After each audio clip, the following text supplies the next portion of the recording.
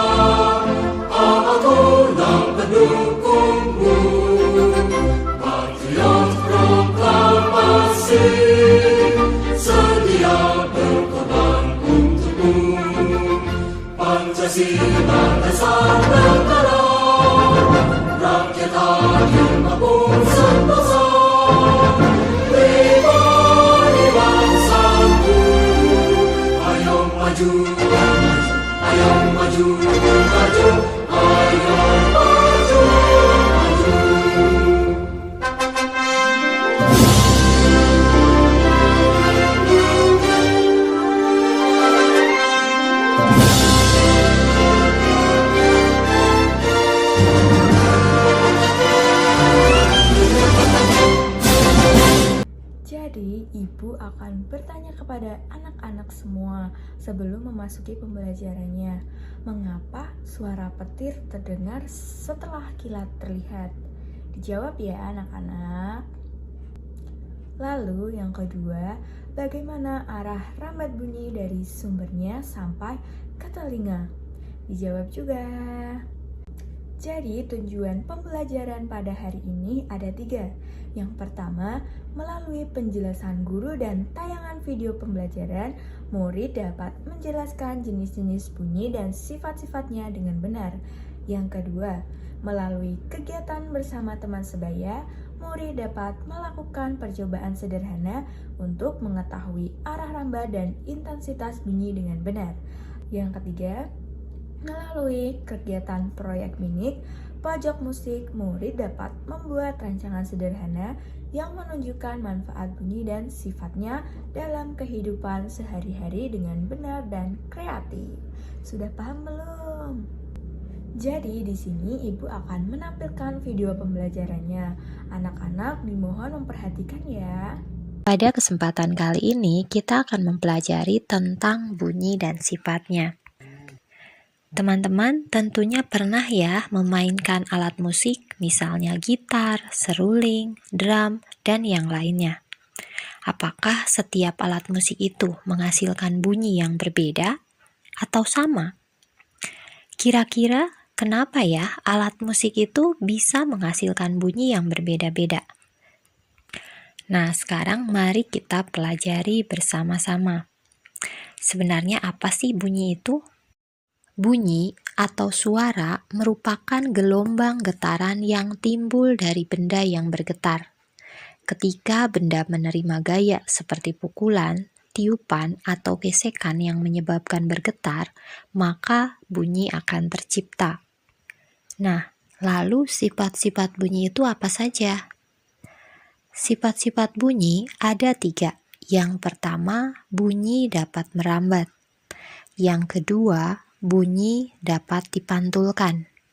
Dan yang ketiga, bunyi bergerak ke segala arah. Mari kita pelajari sifat bunyi yang pertama, yaitu bunyi dapat merambat. Bunyi dapat merambat melalui media padat, cair, dan gas. Misalnya, meja untuk benda padat, air untuk benda cair, dan udara untuk benda gas. Namun, bunyi tidak dapat merambat di ruang hampa udara atau ruang tanpa udara. Benda padat merupakan media yang paling baik dan cepat dalam merambatkan bunyi. Hal ini karena partikel-partikel penyusun pada benda padat lebih berdekatan sehingga lebih cepat menghantarkan bunyi. Berikutnya sifat bunyi yang kedua, yaitu bunyi dapat dipantulkan. Tahukah kamu, ternyata bunyi bisa dipantulkan ya? Jika suara mengenai benda keras seperti batu, tembok, atau lantai, maka suara tersebut akan terpantul kembali ke arah asalnya. Proses pantulan suara ini dikenal sebagai gema atau gaung. Benda-benda lembut seperti busa, bantal, karpet, atau kain akan menyerap suara. Jadi tak heran ya kalau kita tidak akan mendengar gema di dalam rumah kita. Sifat yang ketiga adalah bunyi merambat ke segala arah. Ketika kalian berada di ruang kelas, kalian bisa mendengar bunyi bel sekolah. Bahkan seluruh penghuni sekolah yang berada di ruangan yang berbeda juga akan mendengar suara bel tersebut. Hal ini terjadi karena sifat bunyi yang dapat merambat ke segala arah. Berikutnya, mari kita pelajari tentang tinggi rendah bunyi. Bunyi dari sebuah benda tergantung pada seberapa cepat benda tersebut bergetar. Saat kita meniup peluit, bagian dalam peluit ini akan bergetar cepat sehingga menimbulkan suara yang tinggi. Sebaliknya, benda yang bergetar dengan lambat akan menimbulkan bunyi yang rendah. Contohnya, detak jantung kita yang berdetak lambat sehingga menimbulkan suara yang rendah. Suara orang dewasa cenderung lebih rendah daripada suara anak-anak. Hal ini disebabkan oleh pertumbuhan pita suara yang memanjang dan membesar saat dewasa. Karena pita suara orang dewasa lebih besar sehingga akan bergetar lebih lambat dan menghasilkan nada yang lebih rendah dibandingkan dengan anak-anak yang memiliki pita suara yang lebih kecil. Begitu juga pada xilofon. Semakin panjang batang, maka bunyinya semakin rendah. Sebaliknya, semakin pendek, maka bunyinya semakin tinggi. Mengapa bisa demikian? Pada xilofon, semakin panjang batang, ketika dipukul, maka getaran yang dihasilkan akan semakin lambat, sehingga bunyi yang dihasilkan akan semakin rendah. Begitu pula sebaliknya, semakin pendek batang xilofon yang dipukul, maka getaran yang dihasilkan akan semakin cepat, sehingga bunyi yang dihasilkan akan semakin tinggi. Berikutnya mari kita pelajari tentang intensitas bunyi. Intensitas bunyi adalah seberapa keras atau pelan bunyi. Suara yang keras seperti petir memiliki intensitas yang tinggi. Suara yang pelan seperti suara orang berbisik memiliki intensitas yang rendah. Kita tidak boleh mendengar suara keras terlalu sering karena berbahaya untuk kesehatan telinga kita. Kita bisa mengubah intensitas bunyi yang dihasilkan oleh alat musik dengan mengatur gaya, pukul, tekan, gesek, atau tiupan yang diberikan pada alat musik tersebut. Misalnya, Drum yang diberikan pukulan yang kuat maka akan menghasilkan intensitas bunyi yang tinggi, dan suling yang ditiup pelan akan menghasilkan intensitas bunyi. Jadi, Bu Guru akan mengulas sedikit tentang materi bunyi. Apa itu bunyi? Bunyi itu suara, merupakan gelombang getaran yang timbul dari benda yang bergetar. Ketika benda menerima gaya seperti pukulan, tiupan, atau gesekan yang menyebabkan bergetar, maka bunyi akan tercipta. Lalu ada sifat-sifat bunyi. Yang pertama, bunyi dapat merambat. Yang kedua, bunyi dapat dipantulkan. Yang ketiga ada bunyi bergerak ke segala arah. Lalu ada bunyi dapat merambat. Penjelasannya, bunyi dapat merambat melalui media padat, cair, dan gas. Misalnya, meja itu padat, air cair, dan udara gas. Namun bunyi tidak dapat merambat di ruang hampa atau ruang tanpa udara. Contoh, ketika kita berteriak di dalam ruang kosong, suara kita akan terdengar lebih jelas dibandingkan ketika berteriak di luar ruangan yang luas. Lalu ada bunyi dapat dipantulkan. Ketika suara mengenai benda keras seperti batu, tembok, atau lantai, maka suara tersebut akan terpantul kembali ke arah asalnya. Proses pantulan suara ini dikenal sebagai gema atau gaung. Contoh, ketika kita berteriak di dalam gua, suara kita akan terdengar berulang-ulang karena dipantulkan oleh dinding gua. Lalu yang ketiga ada bunyi merambat ke segala arah. Kenapa ya saat kalian berada di ruangan kelas, kalian bisa mendengar bunyi bel sekolah? Kenapa? Jadi ibu akan menjelaskan sedikit. Jadi seluruh penghuni sekolah yang berada di ruangan yang berbeda-beda juga akan mendengar suara bel sekolah. Semua itu karena sifat bunyi yang dapat merambat ke segala arah. Lalu ada pemanfaatan bunyi. Hewan seperti kelelawar, paus, dan lumba-lumba memiliki kemampuan yang disebut ekolokasi. Ekolokasi adalah kemampuan mengeluarkan bunyi dan mendengarkan kembali bunyi yang dipantulkan oleh objek-objek di sekitarnya, berguna untuk mendeteksi musuh, menentukan arah, mencari makanan, serta berkomunikasi. Contohnya, kelelawar mengeluarkan bunyi ultrasonik ke seluruh daerah sekitarnya. Lalu bunyi akan memantul kembali ketika kita terkena objek seperti pohon, serangga, atau bebatuan. Pantulan inilah yang digunakan kelelawar untuk menentukan arah atau mencari makanan. Kemampuan ekolokasi dimanfaatkan oleh manusia untuk menciptakan berbagai macam teknologi. Contohnya adalah batimetri atau alat pengukur kedalaman laut. Batimetri memancarkan suara menuju dasar laut. Suara dipantulkan oleh dasar laut dan kembali ke batimetri. Jadi, anak-anak, sekarang kita akan melakukan percobaan sederhana memakai kaleng dari botol susu. Kalian tonton video yang akan ibu tayangkan ya. Aku bisa mendengarmu. Hai Carlo, halo Tante. Kamu sedang apa, Carlo? Hai Alex, aku dan ibuku sedang membuat telepon kaleng. Telepon kaleng? Apa itu?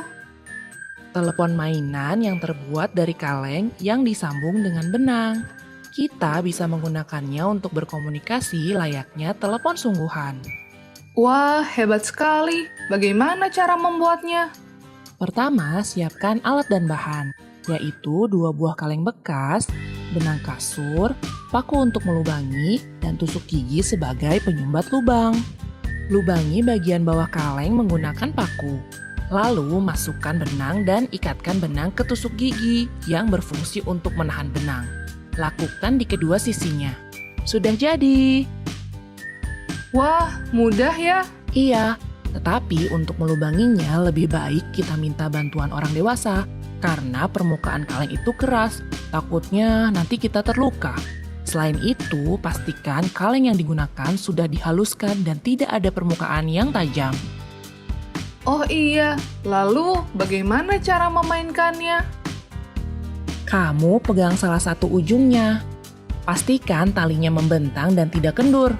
Lalu coba kamu berbicara. Aku akan mendengarkannya dari sisi yang lain. Tes 1, 2, 3.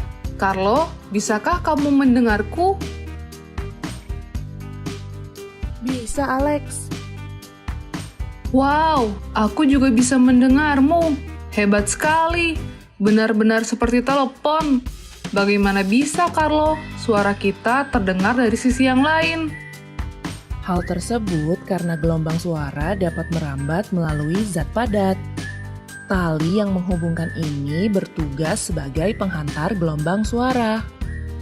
Penemu dari telepon pertama ini adalah Robert Hooke pada tahun 1672. Oh, begitu ya. Apakah kita bisa membuat talinya lebih panjang lagi, Carlo? Misal sepanjang jarak kamarku dan kamarmu. Tentu saja bisa. Yang penting, tali penghubungnya harus membentang dan tidak ada objek yang menghalangi. Suara kita pasti akan sampai. Kalau begitu, ayo kita buat yang lebih panjang. Nanti malam kita bermain telepon-teleponan. Pasti tidak akan dimarahi, karena kan tidak menggunakan gadget. Hahaha. Benar juga ya. Saatnya kalian mengerjakan lembar kerja murid.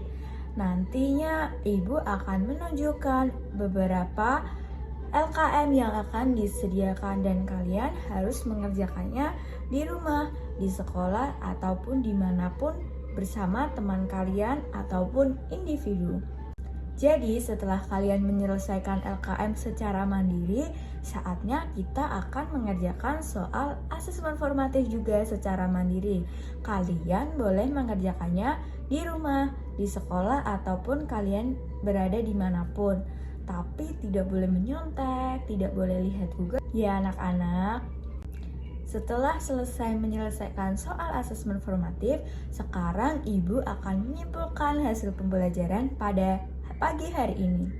Hari ini kita belajar tentang mengenai pengertian dan sifat-sifat bunyi.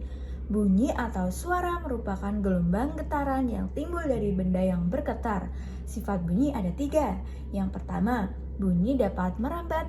Yang kedua, bunyi dapat dipantulkan. Yang ketiga, bunyi dan bergerak ke segala arah.